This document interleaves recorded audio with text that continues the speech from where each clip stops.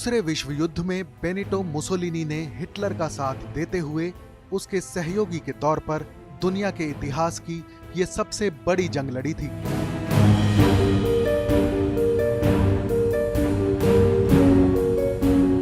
Britannica encyclopedia में लिखा है कि 29 जुलाई 1882 को इटली के प्रिदाप्यो गांव में जन्मा मुसोलिनी 18 साल की उम्र में टीचर बन गया था। फिर 19 साल की उम्र में वो इटली से भागकर स्विट्जरलैंड चला गया और वहां मजदूरी करने लगा। स्विट्जरलैंड से लौटकर मुसोलिनी ने इटली की सेना में भर्ती होकर कुछ वक्त तक बतौर सैनिक काम किया। फिर सेना छोड़कर अपने घर लौटा और सोशलिस्ट आंदोलन में हिस्सा लेते लेते पत्रकार बन गया। साल 1912 में वो सोशलिस्ट पार्टी के मुखपत्र अवंती का एडिटर बन गया। साल 1914 में पहला विश्व युद्ध शुरू हो गया।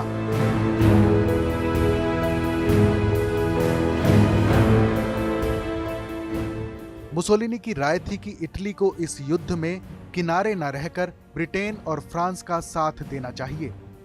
इसी सोच की वजह से उसे अवंती के एडिटर की पोस्ट से हटा दिया गया और इसके साथ ही मुसोलिनी को सोशलिस्ट पार्टी से भी निकाल दिया गया।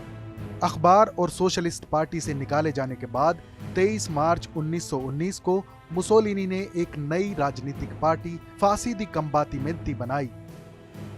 इसमें उन्हीं लोगों को शामिल किया गया जो इस विचार से सहमत थे कि पहले विश्व युद्ध में इटली को फ्रांस और ब्रिटेन के साथ मिलकर लड़ना चाहिए था। ज्यादातर पूर्व सैनिक ही इस पार्टी में शामिल हुए। इस दौरान सोशलिस्ट पार्टी कमजोर हो चुकी थी और पूर्व सैनिक बेरोजगार हो रहे थे। इटली में भ्रष्टाचार बढ़ता जा रहा था। इन्हीं वजहों के चलते मुसोलिनी की ताकत में इजाफा होता चला गया। इटली की सरकारी सेना के तटस्थ हो जाने की वजह से 30 अक्टूबर 1922 को मुसोलिनी की पार्टी को रोम पर कब्जा करने का मौका मिल गया।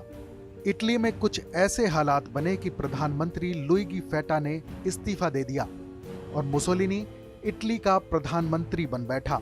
कहते हैं कि इसके बाद मुसोलिनी ने 1935 में अबिसीनिया पर हमला कर दिया और इसके बाद यहीं से दूसरे विश्व युद्ध की जमीन तैयार होती चली गई।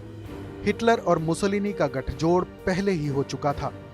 दूसरे विश्व युद्ध में इटली और जर्मनी एक तरफ थे और वहीं ब्रिटेन और फ्रांस दूसरी तरफ से लड़ रहे थे।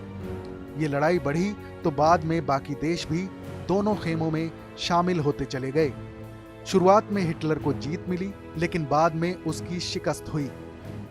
दूसरे विश्व युद्ध में मिल रही हार की वजह से 25 जुलाई 1943 तक ऐसे हालात बने कि मुसोलिनी को प्रधानमंत्री पद से इस्तीफा देना पड़ा और फिर उसे गिरफ्तार कर लिया गया।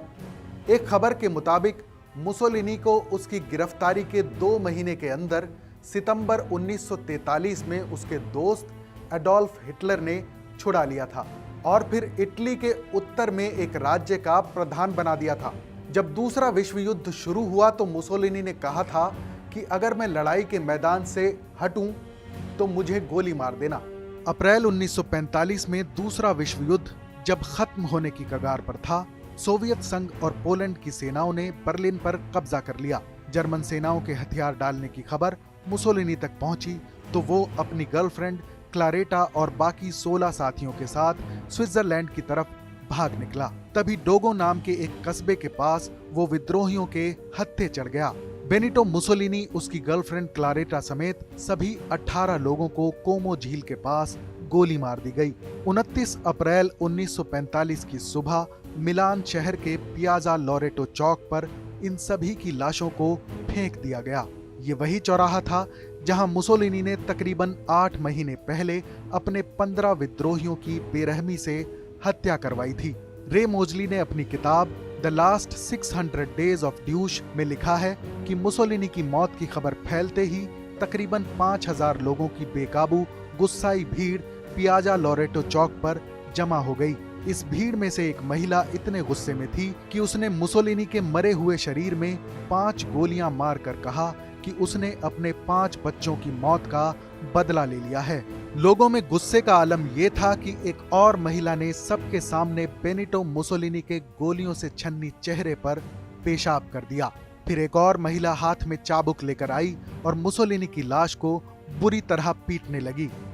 इसी भीड़ से एक और शख्स ने उसके मुंह में मरा हुआ चूहा डालने की कोशिश की।